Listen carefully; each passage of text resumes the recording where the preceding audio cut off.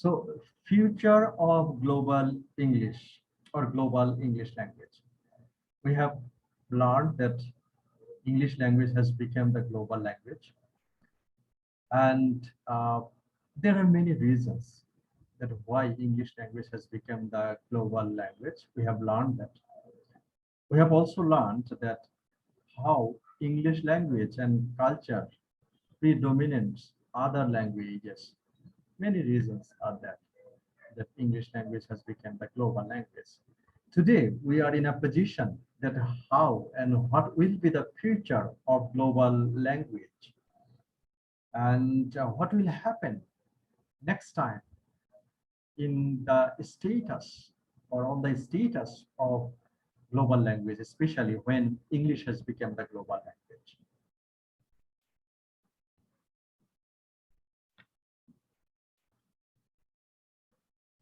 Actually, uh, English language history is concerned about the legacy of English language that many way, in many, for many reasons, English language has become the global language.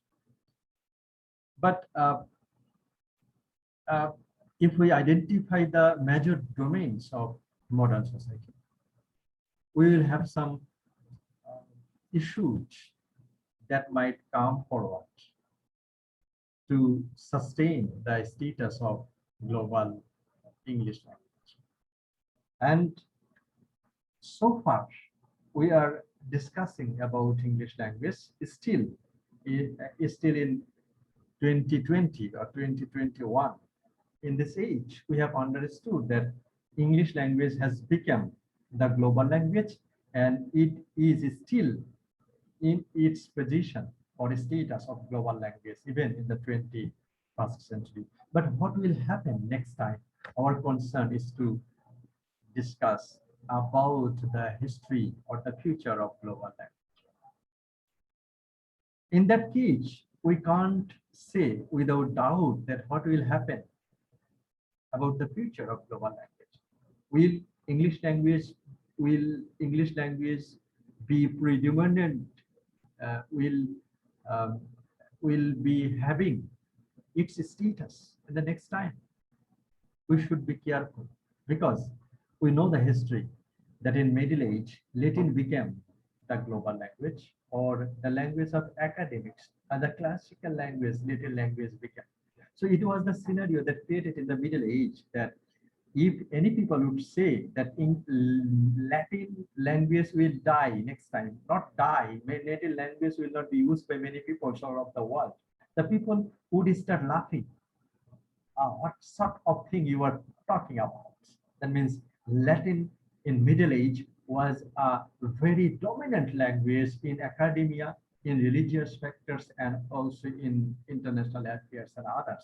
That means scholars' language would be the Latin language. I am speaking in this way that English language has gained its position as a global language, but we can't give the guarantee that English language will be the global language next time. And such kind of incident happened regarding the other language, especially the Latin language. Latin language was a dominant language in Middle Age, and the people would say that Latin language will be the language of scholars for many years. Same thing happened in 18th and 19th century regarding the French language. And the French language at that time dominant the notions of language of politics and the other fields. So we can't give the guarantee that English language will be the global language forever in this. And there is an anecdote over here. A week may be a long time in politics, but a century is a very short time in linguistics. That means the history of language. So we can't undoubtedly say that English language will be the global language forever. So what will happen next? We should discuss some scenario in this regard. And in this regard, we should be careful. And uh, we may ask that what kind of challenges might come in the status of English language that has become the global language, and what might be the possible attack that might come to English language. We should discuss about that. And in this regard, we may have some possible challenges. One of them that we have uh, discussed, that a language becomes powerful language if the people of that language becomes powerful. So what is the power? Both political, economic, and technological and cultural power. So English language has become the global language, and we have got the point that in every sectors of power phenomena, that means the political power, economic, technological, cultural power is vested with the English speaking country. That means UK, USA, Canada, Australia, and New Zealand, especially the UK and the USA. So that if the economic power handed over from USA and UK to other countries, that means if the political power, if the economic power, and the cultural and technological power handed over to USA to Japan, just for an example, then Japanese language will come as the more powerful language of this world. This might a challenge. This is a prediction that will happen, that will come in English language.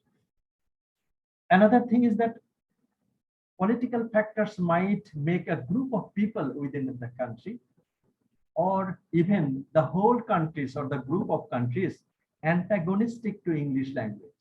The second reason, first reason I have said that the balance of power, both power. Second reason is that is the political factors in a big country. There might have several groups, or even a country may feel hostile to English language. Why we will be using English language? We have our own language.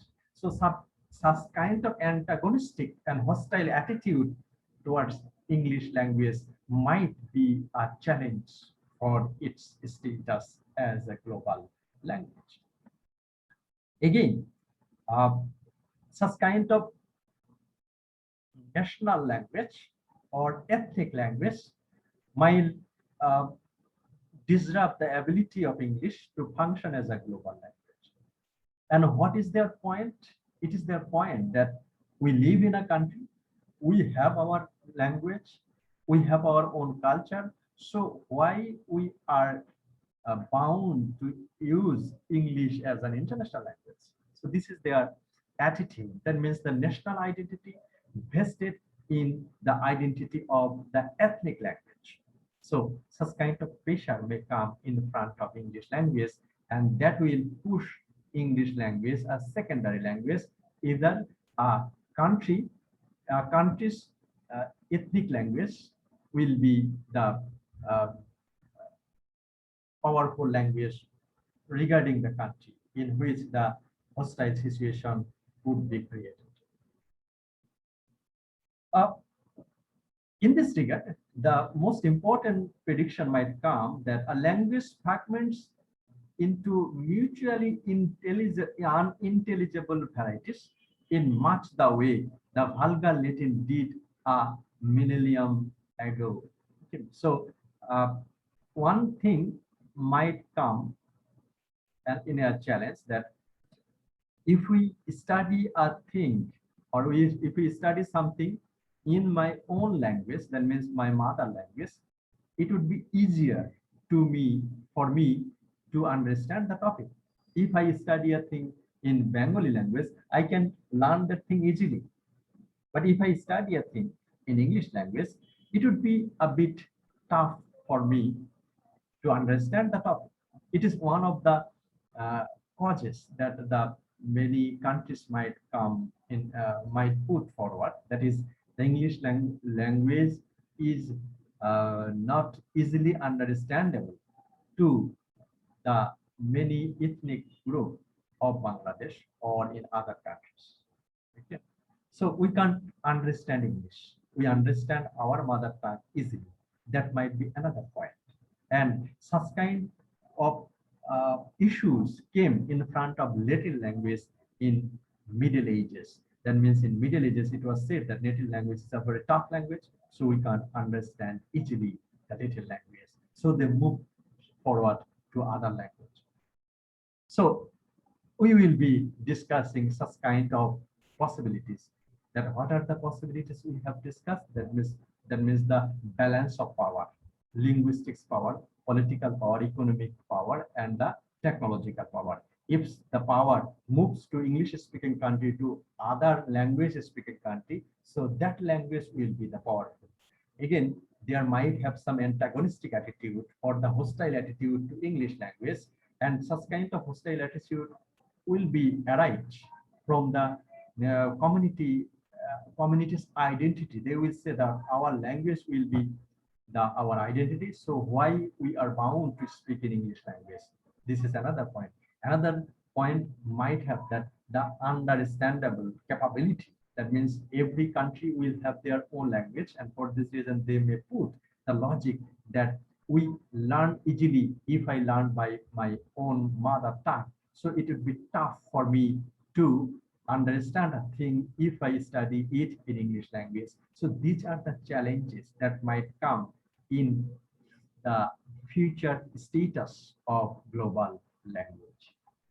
In this case, the first thing comes forward, that is the rejection of English language or the English, how a language, English, might be rejected in a country. Here we have the scenario that uh, if the people of a country, they think that English, that they reject the option to give English a privileged status, either as an official language or as a foreign language. We know what is the definition of official language and foreign language and status, international language and others. So in many countries, we see that English places the role of official language, just like Singapore, Malaysia, in that countries. So in those countries, the English language has the official status. Even in India, they have English language is a semi-official language. But in case of Bangladesh, English language places the role of a foreign language or an international language or a second language in some ways. Okay, so if a country thinks that English will not be the official language in our country, English will not be the second language in our country, such kind of hostile attitude might come forward and they may reject English language. So we will see that uh, the reason that it is inevitable that in post-colonial era, there should be a strong reaction against continuing to use the language of the former colonial power, and in favor of the promoting the indigenous languages. We have understood that once upon a time, most of the country were occupied by the European colonial power, by UK, uh, uh, French, and also Netherlands. These are the colonial power. They occupied, and the Spain also occupied some countries. So they are the colonial power. And the rejection of English, and in this regard, English or the UK or the Britain had many dominant countries or many colonies all over the world. So a issue come forward that after in the second half of 20th century, all the countries got freedom from the European colonial power, especially from the British colonial power. So the logic why we will be using the language of Britain, that means the English language, after getting independence, that is the question. And again, I have said that why such kind of question will come forward, they will be putting the logic that we have got freedom and we have an identity. And what is the identity? The chief, chief instrument of having identity in the world community is my language, that is Bangla. So when I will be speaking English language, my identity or indigenous identity will be jeopardized. So why we will be using English language after getting independence from Britain? This is a question. And such kind of scenario, we see an example, especially the president of Kenya, Jomo Kenyatta, said in 1974. The basis of any independent government is our national language. And we can no longer continue aping our former colonizer.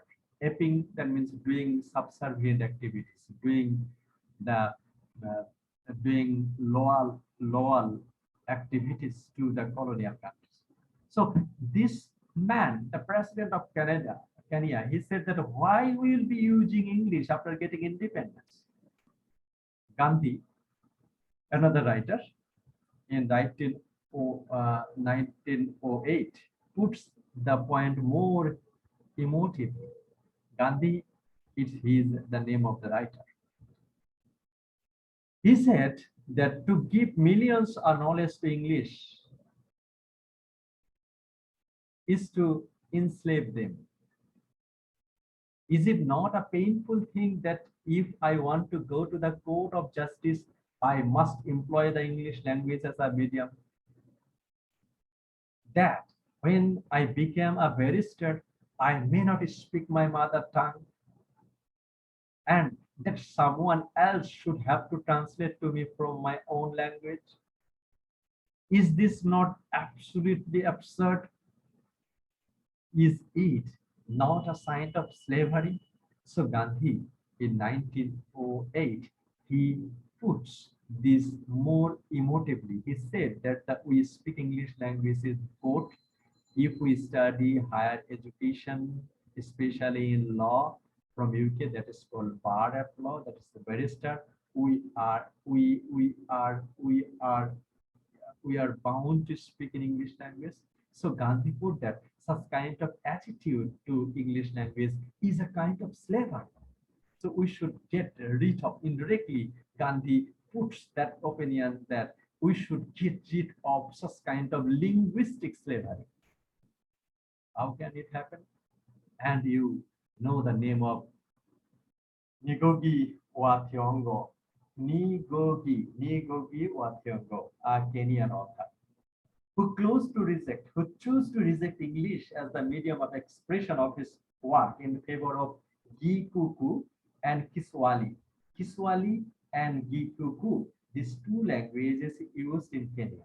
These are the regional languages. Kiswahili is more famous, and Gikuku is the less famous, just like Sylheti Bengali and Chittagong Bengali. Okay. We see that Gikuku and Kiswahili, in favor of Gikuku and Kiswahili, this Kenyan author, Ngugi wa Thiong'o, you might heard his name in other places also as well. He is very famous in his attitude towards the language. So Kenyan author Ngugi wa Thiong'o, he, in favor of his indigenous language, that is Gikuku and Kiswahili, he wrote a book, and that name of the book is Decolonizing the Mind. That means you have to we have to decolonize our mind after getting colony, after passing so many powers under the British rule. Our mind have been colonized, and he said, that means Ngugi wa Thiong'o has said, we have to decolonize our mind. That is in his book written by Ngugi wa Thiong'o. In his book, he puts some opinion. He said that I am lamenting a new colonial situation. New colonial situation, it is, new means new colonial situation. As I have said that after, in the second half of 20th century, all the colonists of UK got freedom. And after that, they try to, the British colonial power or the other colonial power, they try to establish a link of command towards the colonies indirectly. and such kind of indirect colonial attitude towards less powerful countries is called neo-colonial attitude or neo-colonial colonialism. That is lamented by Ngugi wa Thiong'o. He is lamenting that we got freedom, still we are linked, still we are dominated by the colonial power indirectly and in neo-colonial situations. So he has lamented, which has meant the European bourgeois once again stealing our talent and geniuses as they have stolen our economics. So Ngugi wa Thiong'o has said very vehemently that when British power or when British ruled our country, they stole our economy. But after getting independence from the colony, from the colonial rule, still our talents, that means our scholars, our scientists, everything has been stolen once again by the British colonial power. He has lamented this way. And in the 18th and the 19th centuries, Europe stole art treasures from Africa to decorate their houses and museums. In the 20th century, Europe is stealing the treasure of the mind to enrich their language and culture. That means in the 20th century, the people they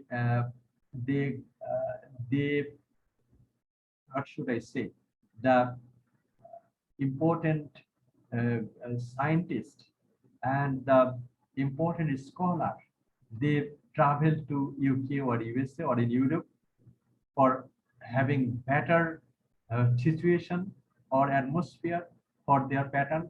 And Ngugi wa Thiong'o has perceived this is a one kind of stealing, that is the European power is stealing our merits. And Africa needs back to its economy, its politics, its culture, its language, all its patriotic writers. So Ngugi wa Thiong'o very vehemently said that explain the situation. The arguments are all to do with the identity. Here, what Ngugi wa Thiong'o put, what Gandhi had put, what Ghanaian president had put, they simply put their logic in case of their identity. That is how my identity will be flourished if I speak to English language. And with language as the most immediate and universal symbol of that identity. People have a natural wish to use their own mother tongue, to see it survive and grow.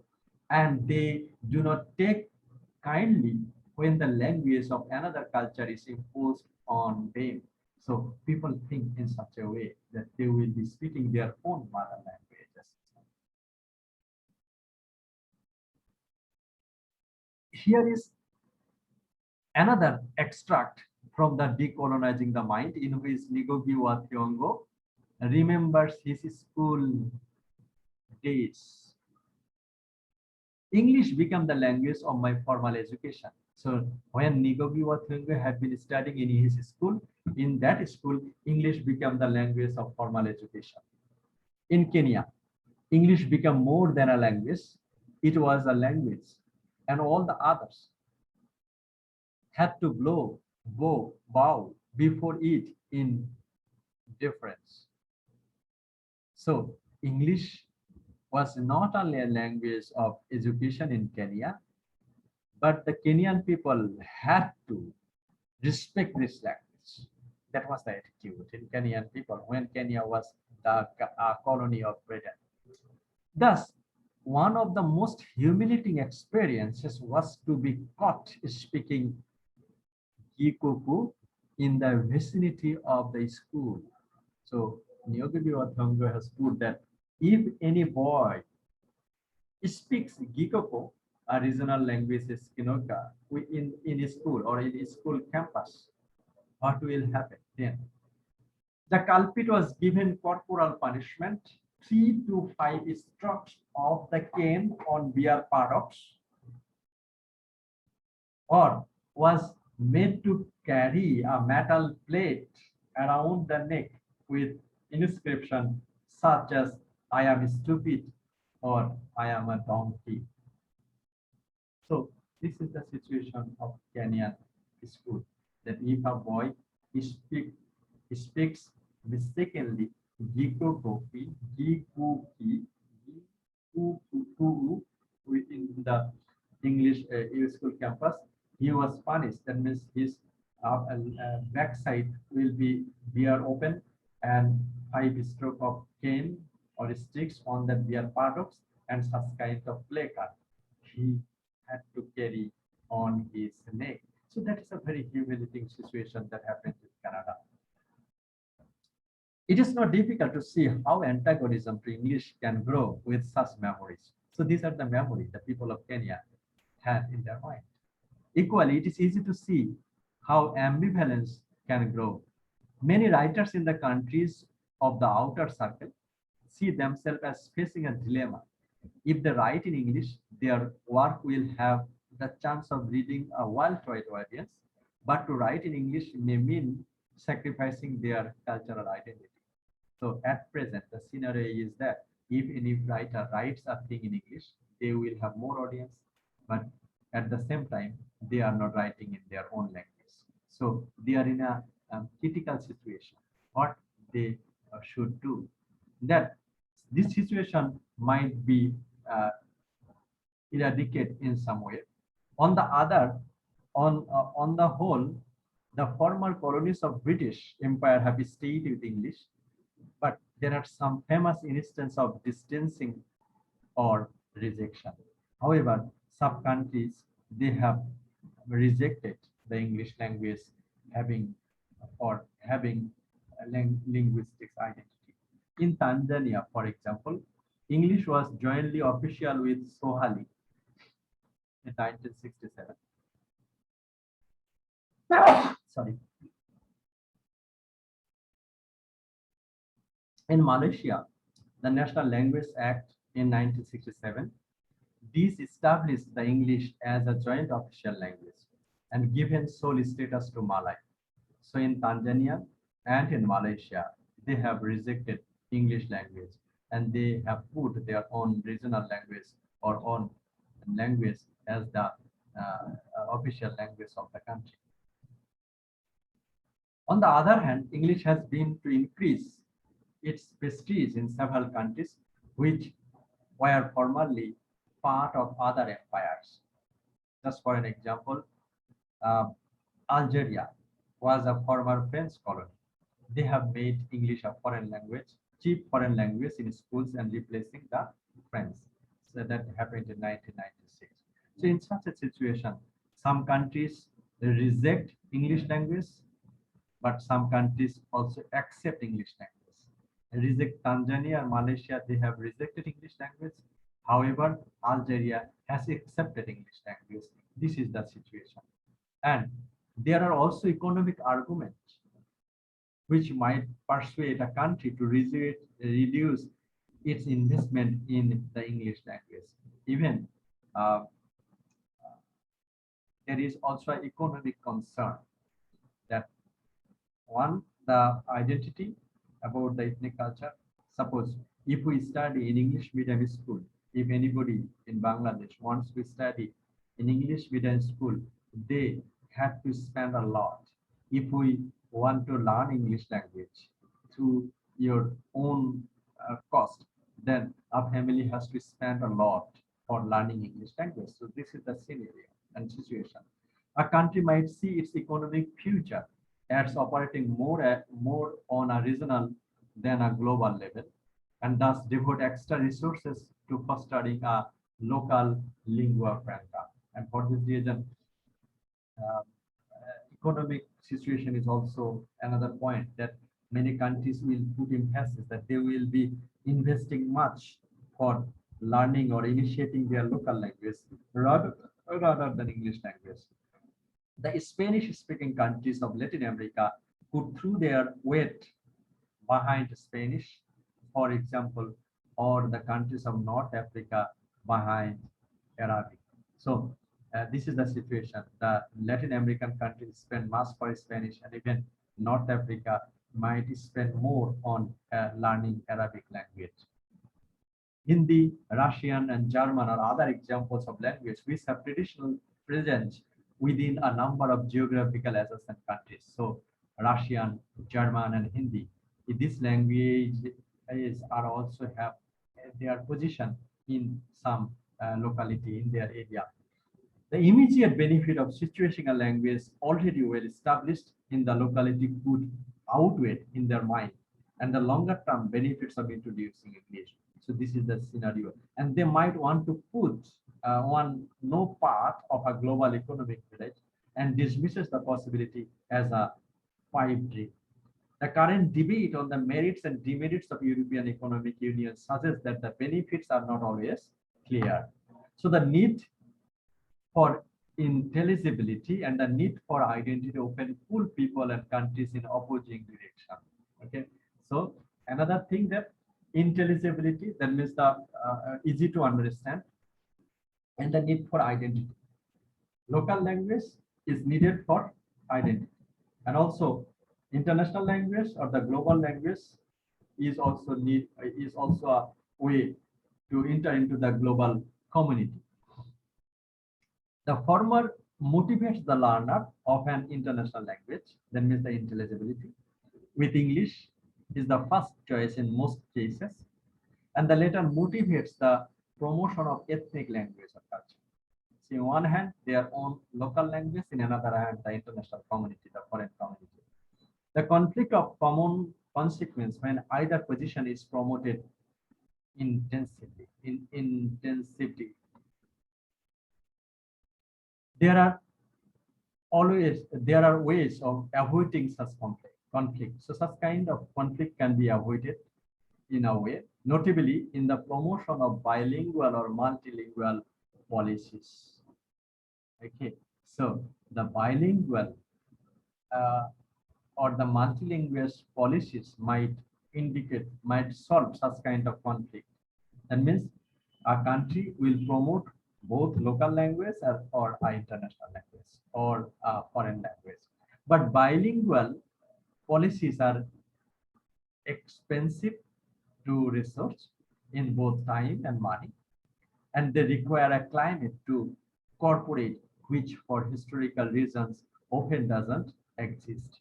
So bilingual, in order to be a bilingual country, a country or a family or a person has to spend a lot of money and time as well to learn an extra language. So this is the situation. So any decision to reject English has important consequence for the identity of a nation, and it can cause emotional ripples, both sympathetic and antagonistic, around the English-speaking world. But there have been very few such rejection of English to date, and the population of the countries which have done so are insufficiently small that even in the total there has no noticeable impact on the status of English language. So we have said that some countries have rejected English language, but here we see an analogy that the countries which have rejected English language, the number of people is less, just like Tanzania and Malaysia. They have rejected English language, but the number of people living in these two countries are very few. So such rejection will not affect the status of global language. So what kind of rejection will affect the status of global language? There is, however, one country where on grounds of the population size alone a major change in the socio-linguistic situation would turn rivals into the waves. That is the USA. So if USA reject English language, then the status of global language English might be jeopardized. So why? Because we know that USA is consisted of two-thirds of the world English-speaking people. That means two-thirds mother tongue English speakers use in live in USA. So if USA rejects English language next time or in future, that might jeopardize the status of global language, the status of English as a global language. So that is the scenario that might happen. So we will discuss in the next part of our class that what will happen if the if uh, USA rejects global language, English. Okay, so we will be discussing this scenario in the next part.